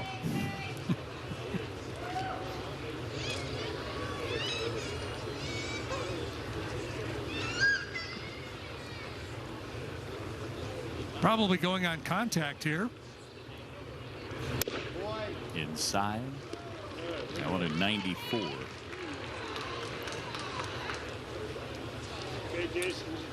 So, yeah, this is where a hitter has to do a lot of thinking, right? Infield's in, 2 guys in scoring position, a little single plates too, but now he's in a hitter's count. Do you load up and try to take a big swing, or do you stay with that kind of smaller approach? Time, driver.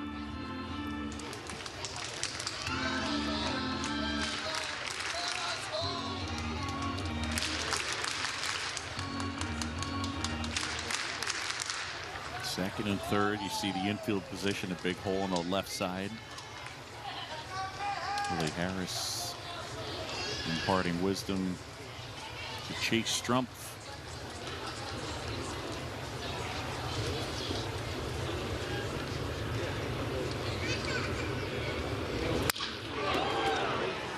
Coming home. Tag there. Out at the plate. Contact was on. Good job by Cosma to throw out the runner. Down to third goes Peterson. That's a play, you know, that's Baez coming down the line of third base. He probably stops and gets in a rundown. The contact plays on, you just go. You're not reading it off the bat. You see contact and off you go. Ball on the ground, you go. But when the ball's hit to the right side as a base runner coming down the third base line, you can see that. So if you think, you know, I'm dead to rights, slam on the brakes, get in a rundown, try to get that back runner to move up to second base.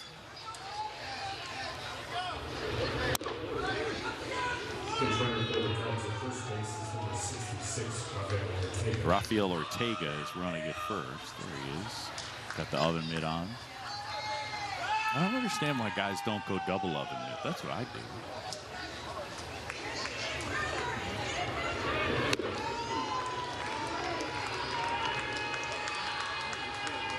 I think you need the other hand just to be a little more functional. Billy Hamilton, did he go double oven mitt? I don't know. It seems like I've seen it on somebody.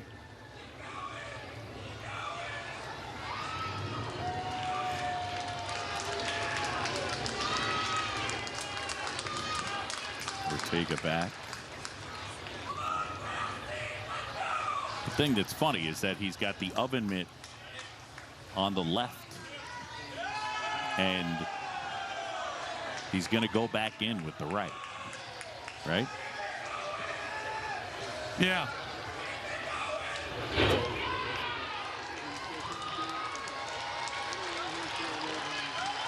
I guess he's got the ball. He's going in. He's going in with the right, but the left is getting. It's in the mix too. And so if he's a little, there's not a third one in the mix. If he's got like a bad finger or whatever's going on, you want to protect it, even though it is not your primary get back hand. It's a secondary get back hand. What was your primary get back hand? I don't know that I ever took a lead big enough to draw a throw. I'm sure I didn't. Do you think you ever, off the top of your head, do you think you ever dove back into first as a runner? No. No? No. Okay. What's your get back hand is a great question. At first, it's always supposed to be your right, though, isn't it? I don't know. I haven't been schooled on the get back hand. I think you're supposed to go. So next time, we can ask Jock Peterson. Well, you're going to the back corner of the base. Right. So it's probably going to be your right hand because your left hand's going to be out down the line a little bit. I don't know. Look out. I was not on base very often. I think the very first time I reached first base with the Astros, Matt Galante was the first base coach. And he kind of comes up to me real quiet like, he said, hey, if you get a good jump, don't go. Did the first baseman hear it? It's pretty good. Thanks, Matt. 2-2 now. And Bodie able to spoil that one.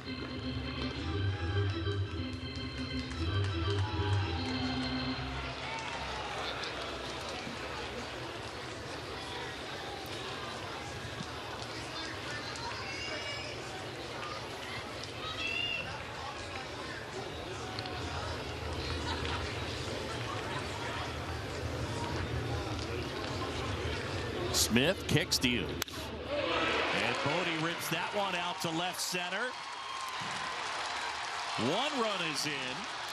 Here comes Ortega towards the plate. The throw, tag, out.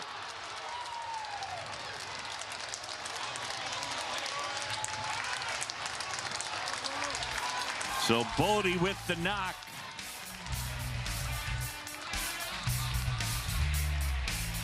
Five. We go top 6, tied at 5. Boog Shambi, Jim DeShays. They're delighted to be joined down in the third base dugout by Cubs outfielder, one of the newest Cubs, Jock Peterson. How are you? What's up, guys? Thanks for having me. Absolutely. Excited to be here. You got a hold of another today. How have you been feeling just adjusting to a different team, your first new team?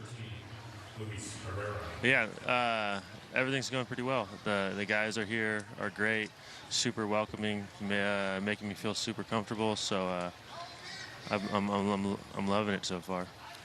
Jock, you've been around the block for a few years now, and most veteran guys will tell you, well, performance doesn't matter that much in spring training. However, to be swinging the bat the way you are, making the kind of contact that you have done, that, especially with your new club, that has to feel good. Definitely. It's interesting. After every season, you kind of pick out what you want to work on in the off season, make some adjustments. So it's encouraging that some of my adjustments are working out so far in spring. So that's pretty exciting. Are they mechanical adjustments or more approach-based adjustments? A little bit of both. Just minor things to attempt to put the ball in the barrel more often. How much do you look at yourself on tape, and how much do you look at pitchers on tape? I try to stay away from myself. I kind of go down some bad rabbit holes that way, and over dissect certain things and just make things a little bit more complicated. But just try to have open communication with the people I'm hitting with, and have them check in and watch some of my film to make sure that the feels that I have are lining up and consistent. So things definitely get away from you. It's a hard game, so got to stay on top of it. We were talking with Anthony Iapoce earlier, and Boog and I were talking last inning about the modern game with so much velocity in the game. You know, it's a tough era for hitters. And I guess the question is, do guys have to guess more now than maybe in the past? Yeah, I mean, I think you attempt. Or maybe the third base coach says hi. Oh, Mark Kotze. Oh, I think it's Mark Kotze. Yeah, should have known that one. Maybe more like instead of maybe not guessing, but playing hunches, like because you have data, right? You know that this guy throws his fastball X% of the time in this count, say.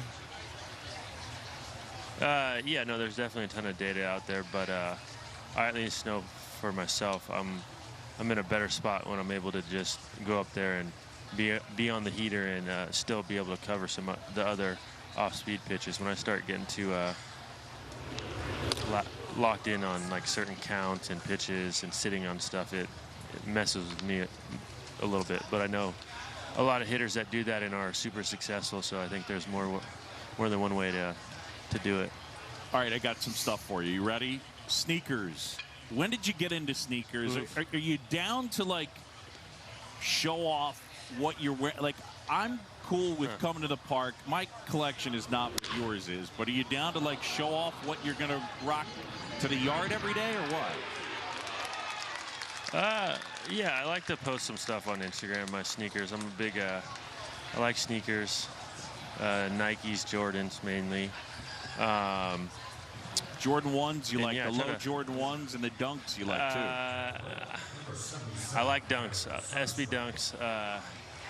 LA's a pretty cool place, and you get to meet some, I guess, more famous people. So, got to hang around with like Paul Rodriguez, P-Rod, and Eric Costin. So, some skaters that got me on the dunks. So I got to represent for my guys over there. Yeah, they just the Supreme dunks just dropped a few days ago, which are pretty exclusive. So I kind of copped a couple pairs of those. Do you have all of them? Do you have all? Is it 3 pairs? I think? Don't. I wish. There's 4. There's 4. Okay. I got 2 of them. All right. We'll see. Do you have a favorite pair of sneakers that you own? Man, it's hard. I really like off-whites. This is like 60 minutes. I'm making you sweat right here. I know, huh? You really are. That's a tough question. Loaded. I have Travis Scotts. I have some low Travis Scotts that I like. That's a nice pair. I think I'm gonna have to go with the Trophy Room 1s that just dropped. All right. Just because, yeah, they're pretty sick. Jordan 1s, the Trophy Room. Dig it. Yeah. What are you going to wear for spikes? I know you had your daughter's name on the back of your spikes when I saw you in spring training. Have you already decided what you're going to wear for spikes this year? Not yet. Luckily, I came to a blue team and had some leftover ones, so I'm reusing those. And then I don't know. I didn't know what team I was going to be on halfway or most of the offseason and that was a nice swing. And I have a like special makeup, like because I need a wide cleat. So I did some just like neutral white and gray ones, just so they would fit in with like any team. So I would have spikes to wear because all my other stuff was royal blue and white. So those ones are kind of just going to get held in the storage unit until I'm on a team that I need to have neutral shoes. But my second pair is it's something special. I'm gonna have to. I can't give you the secrets yet. What? You're gonna have to just wait and see. But we're here to cool, break news. It's pretty cool. Okay. By the way, we're showing the ones you have on right now, which they're awesome. They say Poppy on the back. It's your daughter, and I like those. Those kind of look. I mean, they sort of have a dunk flavor to them. Yeah, I kind of did that. I really only like wearing these ones with my pants up for some reason. Okay. Like with you know how the toe is colored? I don't know. Yep. It's patent leather though. I like some minor details. I'm into the sneakers, but then I have my all blue ones that are patent leather that I'll probably wear with the pants down. But I have some mids coming, so we'll see. We'll see. I like choices. Options are good. Choices are good, and you get a chance to talk to David. This is a bad idea, by the way. I was about to ask you a question with two outs, but I'm going to do it anyway. Go for it, Boog. It's dumb. The only person that can get away with it was Vince Scully, because a guy would just foul pitches off until the question was done. But here's my question. You basically called up Jed Hoyer. You had your agent, and then you talked to Jed, and you talked to Rossi, and they basically told you, yeah, this would be a good fit. But you kind of did some of the legwork, huh, in researching. Yeah, definitely. I think there's a bunch of teams that were on me for a platoon role, and that wasn't exactly what I wanted to sign up for. So, yeah, I had to go find a good situation for me, and I think that this is probably the best landing spot I could be in, and I'm loving it so far. And it's a great group of guys, great culture, and it's a good spot to be.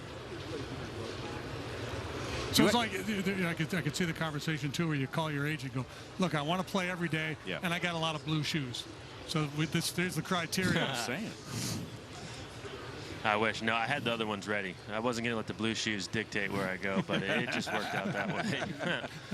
But no, that's why I told Nike I need some ready to go for anything, ready to adapt. But it worked out good, and I think honestly the way Nike made my shoes last year, they go better with this uniform than they do with the Dodgers, because they're more royal right now, and the Dodgers are a little bit darker. Yep. So yeah, it's a good fit. Got the chrome blue on the bottom. I don't know. Just crazy stuff. When will you get your Spend too much time looking at shoes? No, I'm with you. When do you get your World Series ring? Do you know? That's a great question. I don't know. I'm sure they'll have a ring night and all that type stuff. But I don't think I will be there. So who knows? I'm excited to see it though. It's going to be pretty cool. For it, so yeah, 1988, the last time the Dodgers had won, and you got to be part of it. And that was a really good team and a group of guys that you were close to. I know that you're enjoying your time in Chicago, but you were close to those guys. Yeah, and that's definitely true. I made some lifelong friends over there. A great group of guys that really know how to win ball games and play together, and it's fun to be a part of. Yeah, I'm excited to be here. But there's your third out. There it is. So, off the hook. Thank you so much. We're going to show your spikes to break. Appreciate it. Thanks for hanging in there, man. All right. Yeah, have a good one. Jock Peterson right there. A's have taken the lead, middle of the 6th. Wrigley pre-sale access to tickets right now. Random drawings to win a chance to purchase tickets to home games. Go to Cubs.com and check it out. You can register online at Cubs.com/tickets. Registration begins today for the first homestand, and it ends March 19th. And you should sign on there and check it out and find out what all the protocols are. But again, when you get in the ballpark, you're going to be, in a situation where you'll be in a pod, socially distanced, and as well, all of the ordering and vending will be cashless. So just make sure that as you get ready to come to the ballpark, that you are up to speed on all of the protocols.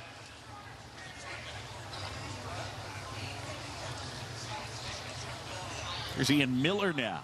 John Shambi, Jim DeShays. As we go bottom 6, 6-5, Oakland. Bottom 6 of what we anticipate will be a 7-inning game. That's been the norm so far this spring for the Cubs. Good numbers for Kolarek last year, and part of that very talented A's bullpen. Hit him. Yeah, it did.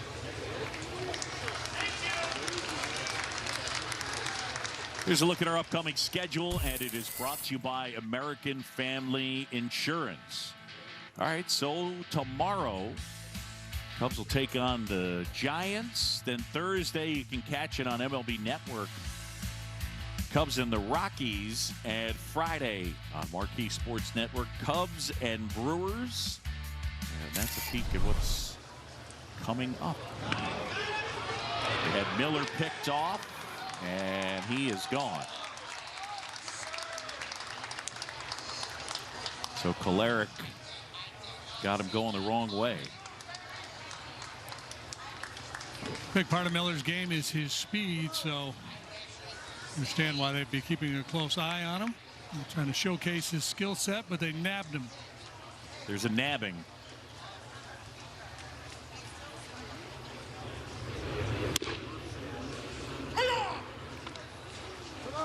There's that Ben May. Yeah, he says to Christopher Morel.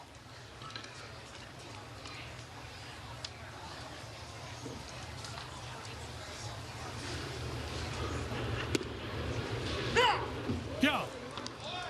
One of the things we've seen in baseball, there are fewer of these type of guys around, those situational type lefties. For the most part, it's why the 3-batter rule to me didn't make a ton of sense to the right side. Because the one thing that, 15 years ago, if they could have done that during Tony La Russa games, I would have been all in.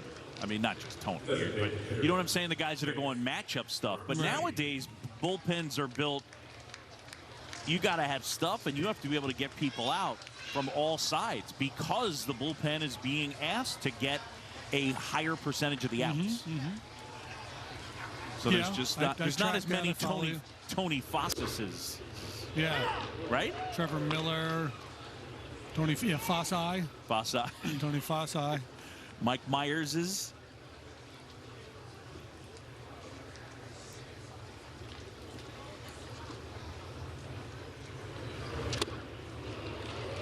But I agreed with the idea of the 3-batter minimum, and I still want to see it play out. I want another full year of it because the idea that it might, and I know it didn't really bear out last year, but that it might cut down some on mid-inning pitching changes. I think there could be some value if that were to happen. So, of course, me, Mr. Note Taker, but I in a book in another room right here, I think that in 2019, 3% of relief appearances were less than 3 batters. Mm-hmm. Like, it's just not a thing anymore. I mean, not the way it was, or maybe we think it is. Kind of interrupted our conversation there, didn't he? Yeah, he did. Yeah. Slow down, man. We're trying to have a chat. We're just having a chat, Adam. Our game summary is brought to you by Wintrust, proud legacy partner of the Chicago Cubs and exclusive home of Cubs checking. Well, Trevor Williams, 3 innings, gave up 1 run. Looks pretty good. Eric Sogard with an RBI single in the second. Jock goes yard again for the 3rd time. Bodie, an RBI knock, and it was the RBI double by Soderstrom in the 6th to give the A's that 6-5 lead, and that is where we are. Jake Jewell. This is our 3rd look at Jake here early in camp.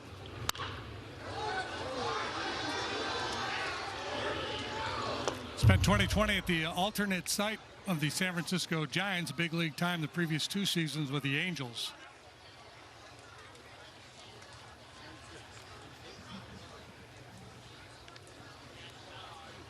Non-roster invitee to this camp.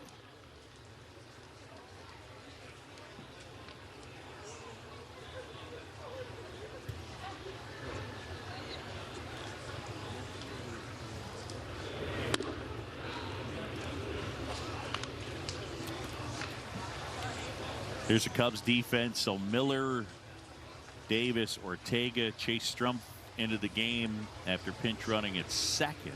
Avelino at short, Morel on that left side. Some wisdom at first.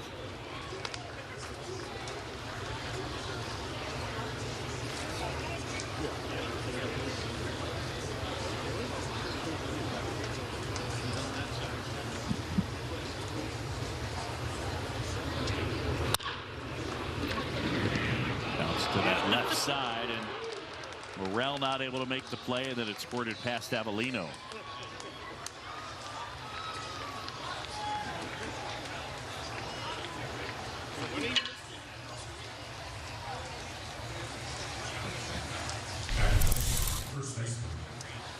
Not an easy play, but a play that Christopher Morel would tell you he should have made. Just came up empty.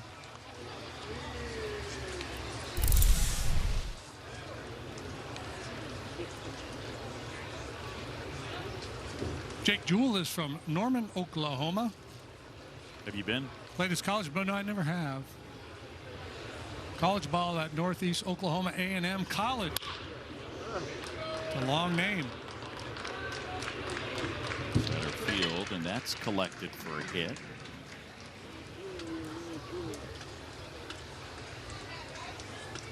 Folks, don't miss your chance to watch Cubs baseball from the all-inclusive, unique atmosphere of the rooftops across from Wrigley Field. Tickets are available now by calling 773-248-ROOF or by visiting WrigleyRooftops.com. That's WrigleyRooftops.com. Right smack dab in the middle of town.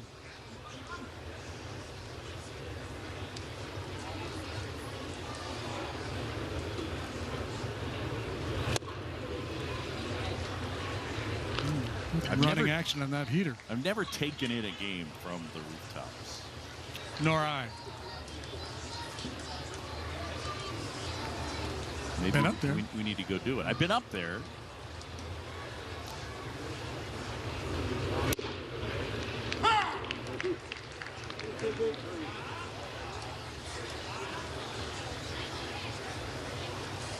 Edwin Diaz here. See more and more guys with that C-flap attached to the batting helmet that guards part of the face. Gets away briefly from Lobaton, a strikeout, and there's one away, and there it is right there. I mean, I would say, I'm guessing I'd say 35% of hitters wear it. Ooh, you're on 35. I'm going to take the under on that. Okay. We'll have somebody track that for us. Yeah, we will.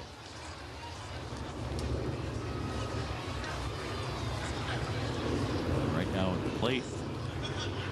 Oh, is he going double earphone? Mm-hmm.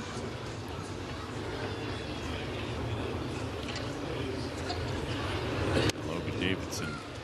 Yeah, a lot of guys come over from the minor league camp. They've got those double flaps.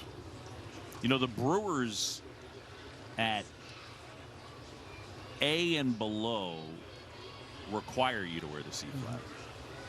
And a number of places, they're really encouraging it a ton at the minor league Why level. not, right? Why Get wouldn't used to it in the minor leagues, and then there's no big adjustment to be made.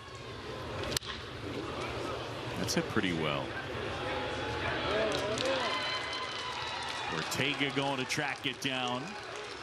And that is going to score 2. So Machin comes across. And Logan Davidson, a 2-run double, 8-5. Good looking swing there. Yeah, indeed.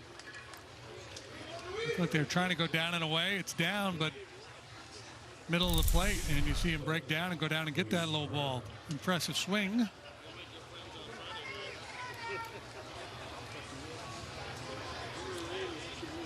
Just about everybody now can lift that low ball, right, with that launch angle swing. Yep.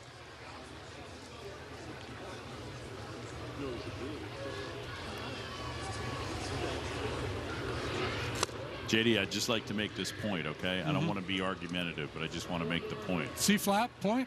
We're 1 for 2. Small sample. You're a sample size guy.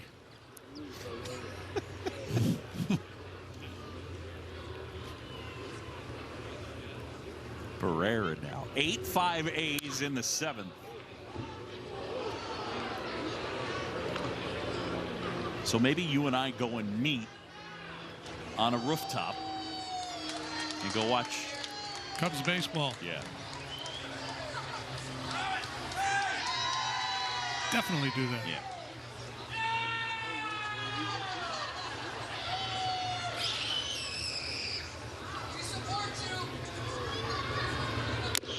Foul tipped into the mitt. Lovatone hanging on to that one. Well, there's the antidote. The hitter can handle the sinking fastball down, elevate up above the hands.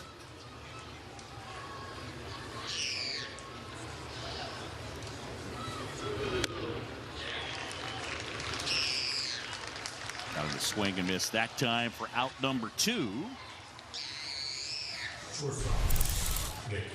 Got that high fastball with a breaking pitch.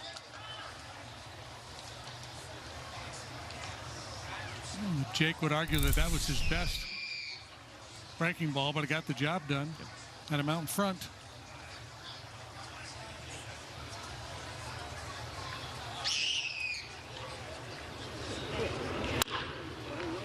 On the ground to third, Morrell handles this.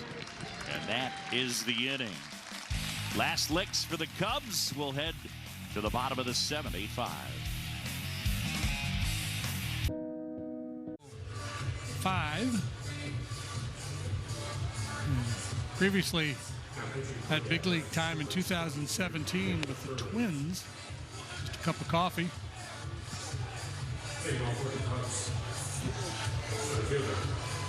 He is related to Bob Turley.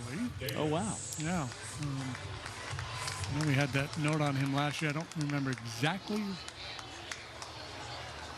the nature of the relationship.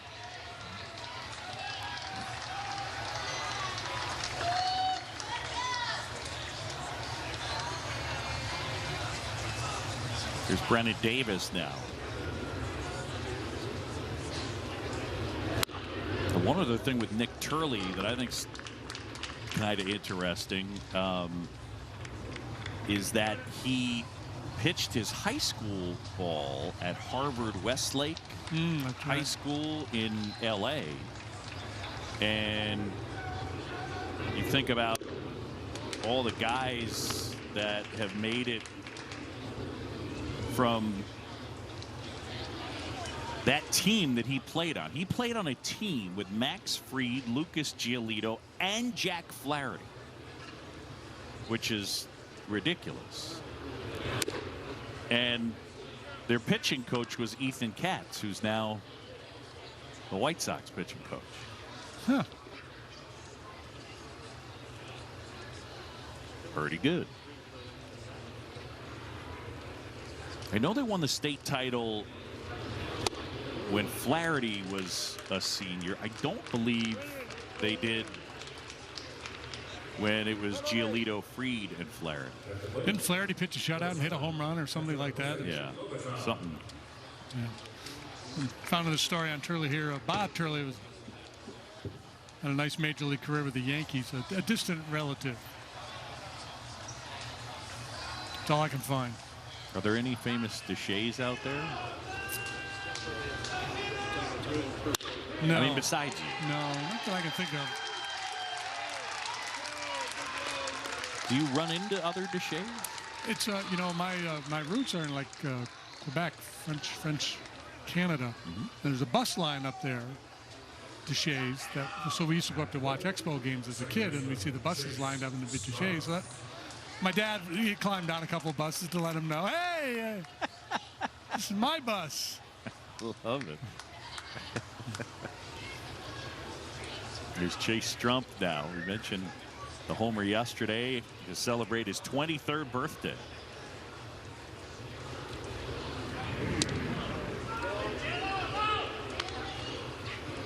There aren't a lot of Shambys out there. No? Yeah. I just want him to come close on it, you know? I'm getting a lot of Scamby. Shambi It's Italian. derived from something? It's So Italian. Was it longer before? Did they Americanize No. it? It's always Shambi? The only thing that's Americanized about it is that it is Italian, so it's technically Sciambi. Right.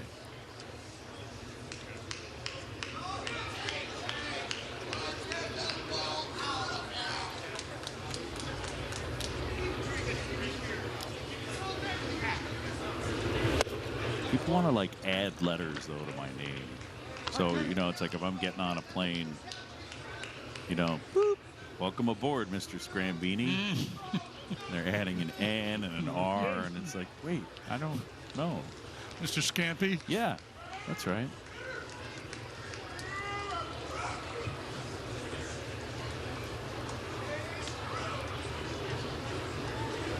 It's early to 2-0. And that's outside now, 3-0. Turley had a brother that played baseball at Brigham Young. He had another one that played hoops at the University of Pennsylvania. Oh, wow. And still another that is a Navy SEAL. Accomplished lot. And he take. walked him.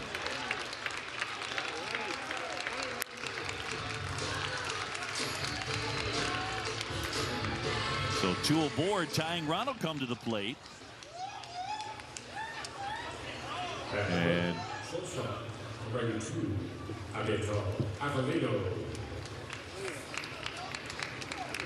Avital Avellino gets a chance to hit here.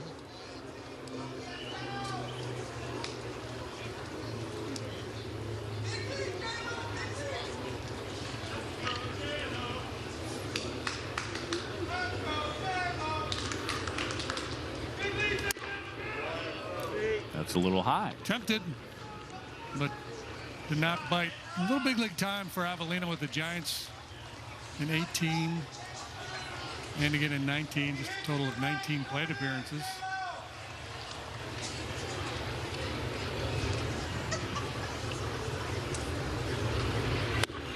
Good breaking ball. That drops in for a strike.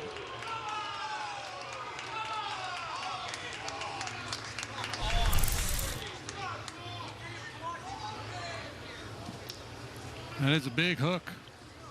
Finds the bottom of the zone.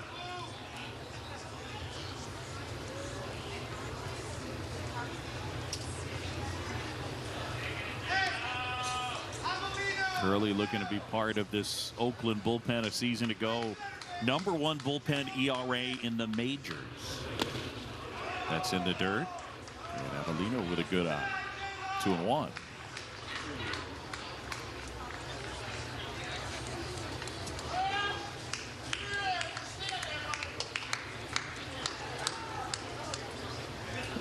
Bob Melvin there.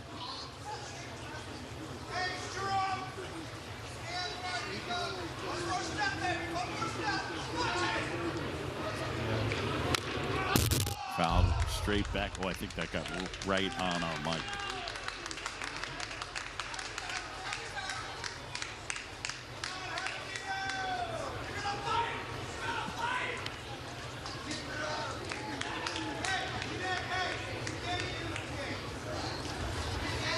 Rosenthal will be the closer in the back end of that bullpen. They also have Jake Diekman. Way high. So now it's 3-2.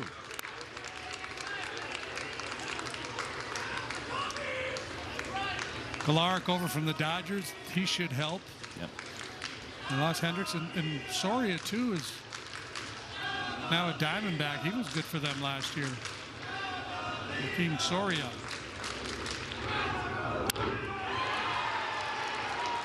Left field, and that'll fall for a hit. And they're all loaded up. How about that? Well, it's a big game, Boog. It's the battle for the Mesa Cup. Two teams are neighbors out there in spring training. The A's train at Hohokam, where the Cubs trained for many years before moving over to Sloan Park. So, you know, when these two clubs get together in the desert, all bets are off. No a little doubt. floater into shallow left.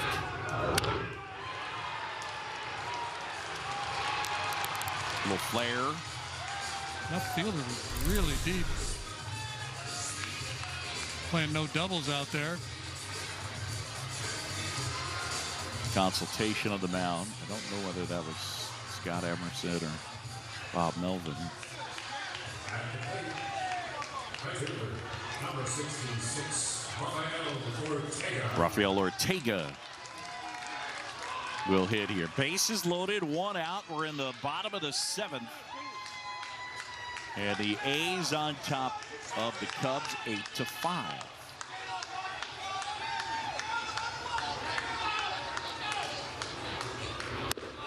Breaking ball up and in. Highly spirited group of fans there. Highly around home spirited. plate, yeah.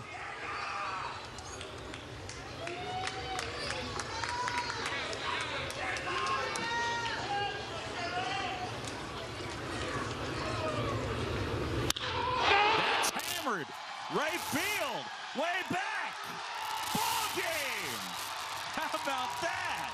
Rafael Ortega. The walk-off grand slam in the 7th. And the Cubs come all the way back. 9-8. Ain't it great? Hey, exhibition game or not, it's fun to win, and that was a heck of an inning the Cubs put together there against the A's bullpen here in the bottom of the 7th. It is a final. You never know with the spring training rules these days if they're going to keep going or not. All of a sudden, they're going to come out and have like a base running contest or something. Or yeah. Losers have to buy the snow cones. Fly the W. That was scorched. Yeah. You got the head out and enjoyed every bit of that.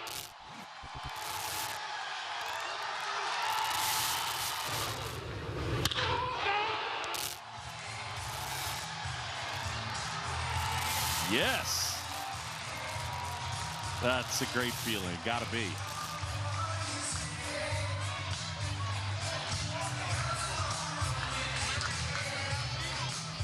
You little go Cubs go. Done right. Cubs countdown comes your way next. 4 in the 7th to win it. JD, was good hanging Hey, with we're you. undefeated, I think, aren't we? I'm pretty sure we are. For JD and our entire crew, I'm John Shambi. Thanks for watching Chicago Cubs baseball here on Marquee Sports Network. Again, your final Cubs over the A's 9-8. Next game on Marquee Friday at 2. It's the Cubs and the Brewers. Up next, Cubs Countdown. Talk to you Friday.